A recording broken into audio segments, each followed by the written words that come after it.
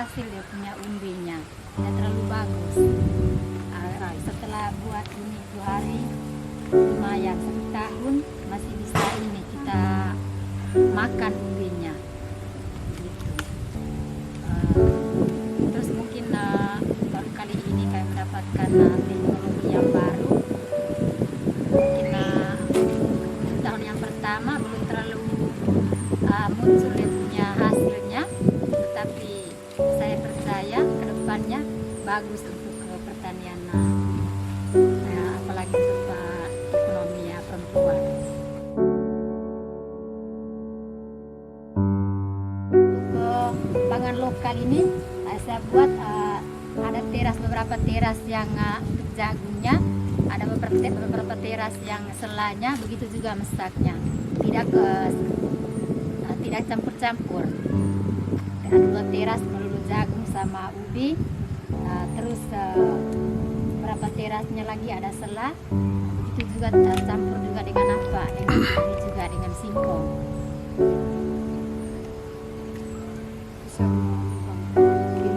Lubangnya ada 5 lubang, karena memang hanya tenaga perempuan. Untuk sementara itu bisa saya ini dulu, saya gali, saya tanam kayaknya 5 lubang, terus 1 jalur tadi ada isi 9 pohon kei.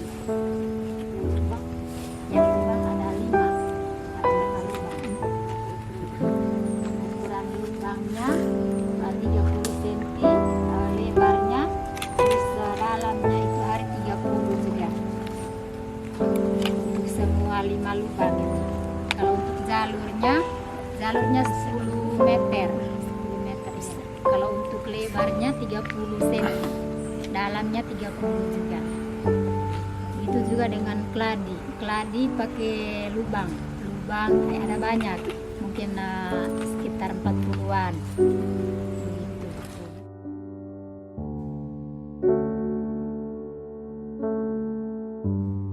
Lama baru bisa ini dia besar, dia punya umbinya. Karena dari dulu tanam lepas, memang mungkin pengaruh akar kayu juga atau belum ini kita gunakan teknologi yang seperti begini. Setelah 1 tahun ini, kami kemarin tuh lumayan juga makan umbinya ini. Dan sahurnya semakin jauh, mengurangi biaya rumah tangga. Setelah melihat hasil tanaman di Golopongkor itu hari ke tempat dia punya proses isi dia punya umbinya itu tempat besar, tidak setengah mati itu kalau kita gali. Kalau kita mau makan tidak setengah mati, macam singkong ini. Setelah kita buat begini, capnya atau masak ini mau makan tidak setengah mati.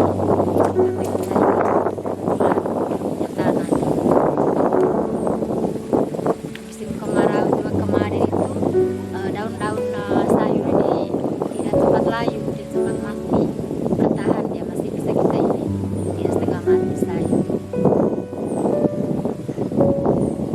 Bagaimana setelah adanya jadi Supiubian ini, apakah membantu keluarga menghemat biaya pembelian beras atau menghemat biaya konsumsi keluarga? Iya, terutama pagi dengan sore itu Ibu, biasanya masak di sore, artinya makan nasi tidak terlalu, permintaannya tidak terlalu ini.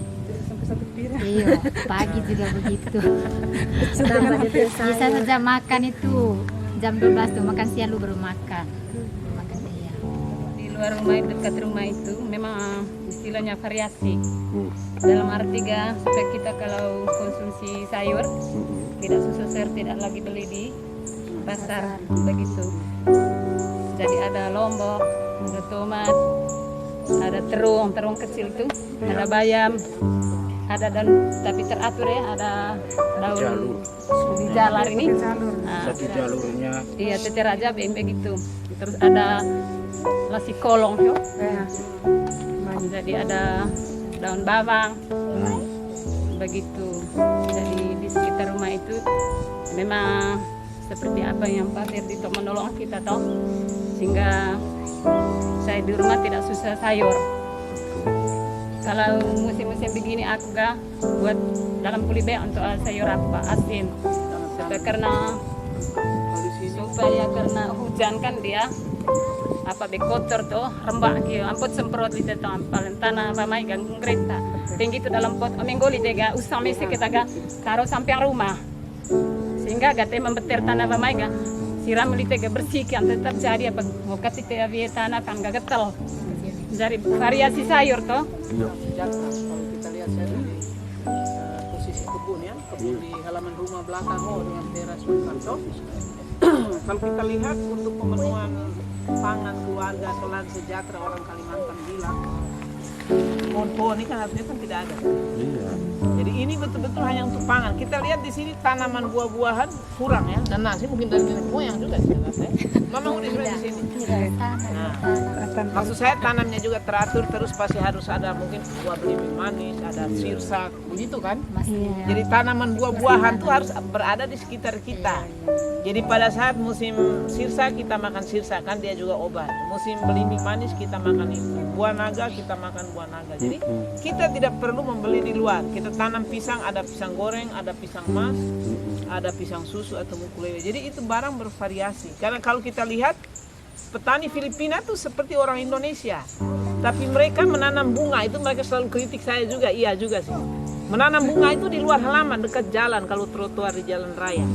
Semua di dalam halaman tuh hanya ada sayur, kolam ikan, kandang ternak, ayam, babi, terus semua tanaman buah-buahan. Jadi orang mau makan tuh tidak pernah beli ke pasar, semuanya tersedia di kebun. Kita tanam jagung pemerintah itu jagung untuk pakan ternak. Yang kalau kita makan dia menimbulkan penyakit baru, hanya itu tidak bisa dijelaskan oleh perusahaan dan juga pemerintah. Jadi Anda itu jangan makan yang tanam jagung petik sapi, itu bukan jagung untuk manusia. Yang kau makan itu adalah racun, kan dia akan mengakibatkan perubahan-perubahan struktur tubuh yang makanya penyakit banyak menyerang manusia, terlebih perempuan. Jadi usahakan sekarang semua yang lokal, sayur, jagung, semua padi dan lain-lain itu lokal. Jadi kita harapkan supaya contoh dari Ibu Udis dengan Martina Gandas tadi, saya tidak tahu apa lokal, itu supaya kita tanam jagung tuh jagung lokal, jangan tanam jagung pemerintah. Kalau Anda mau piara untuk pakan ternak, tapi juga ternak kan makan jagung hasil rekayasa genetik, jagung ayam segala makan, badannya juga berubah, dagingnya dan telur kita makan, kita juga berubah, tidak sesuai yang Tuhan ciptakan. Jadi usahakan kembali dengan pangan yang nenek moyang kita makan. Dan perlu memikirkan lahan khusus untuk pangan. Karena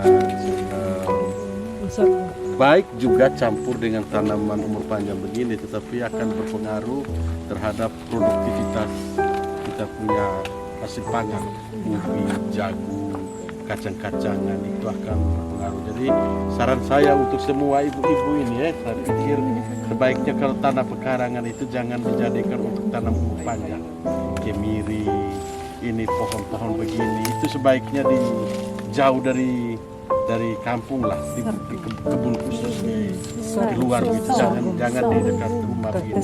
Dekat rumah ini adalah sumber pangan utama keluarga. Ada bumbu di situ, ada sayur di situ, ada pangan ubi-ubian di situ, ada buah-buahan semusim seperti nanas ada di situ. Jadi jangan dijadikan untuk tanaman umur panjang. Saya sudah saksikan sama juga di atas tadi di Lancang. Jadi ini pesan penting menurut saya. Pangan itu penting, dia yang menolong kita pertama. Sebelum kita mencari uang yang lebih besar untuk kebutuhan rumah tangga yang lain, tapi kebutuhan pangan itu tuh utama. Dan itu perlu lahan yang khusus. Jangan hanya berpikir lahan padi di sawah, tidak cukup itu. Jadi anggaplah padi itu selain untuk makan kita bisa jual juga, tetapi kita punya ubi, kita punya jagung, sayur-sayur ini kita bisa lebih hemat untuk tidak membeli sayur di pasar karena sumber sayur-sayuran ada di sekitar pekarangan kita. Saya tadi tertarik di Mama Matildis Samut itu tuh ya, di samping rumahnya ada bayam, ada tanaman apa namanya. Itu yang bisa menolong ibu-ibu. Yang paling merasakan itu barang itu ibu-ibu.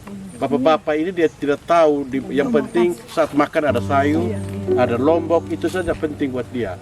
Dia tidak pikir itu lombok didatangkan dari mana, sayur didatangkan dari mana. tidak terlalu serius dia berpikir itu. Nah kita ibu-ibu, semua pekarangan ini harus difungsikan. Makanya saran kepada bapak-bapak kita, sebaiknya yang berupa pohon-pohon begini ditanam di tempat yang khusus, di kebun kah atau lahan-lahan yang agak kritis ya. Lahan kritis itu maksudnya banyak batu-batu. Nah, itu cocok untuk tanam kemiri, tanam ini pohon-pohon begini bisa gitu. Tapi kalau yang di sekitar rumah begini, apalagi dengan teknologi yang kita sudah buat terasering begini, pasti hasil pangannya bagus. Ubi keladi ubi kayu, keladi. Ini apa ini? Ubi jalar. Ubi jalar itu kan daunnya bisa untuk makan, ubinya bisa juga untuk makan. Jadi sumber sayur, sumber karbohidrat ada di situ ya untuk apakan ternak babi. Jadi, begitu.